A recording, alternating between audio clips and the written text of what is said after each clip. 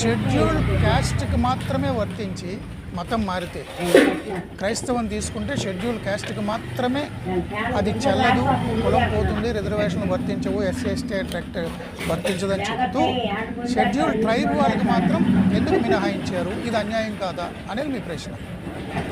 దీనిలో supreme court judgement అయినా భారత రాజ్యాంగమైన 341 ప్రకారం షెడ్యూల్ క్యాస్ట్ మెన్షన్ చేశారు రాజ్యాంగంలో.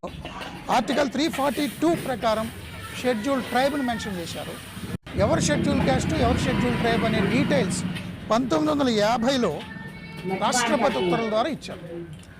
దీనికోసం సుప్రీంకోర్టు చట్టాలు, రాజ్యాంగము, తీర్పులను బట్టి ఏమైందంటే సార్, మతము అనేది నమ్మకం, విశ్వాసం, ఫెయిత్, ప్రొఫెస్ చేయడము, మతాన్ని ఆచరించడము, అనుసరించడము, అది మీ నమ్మకం.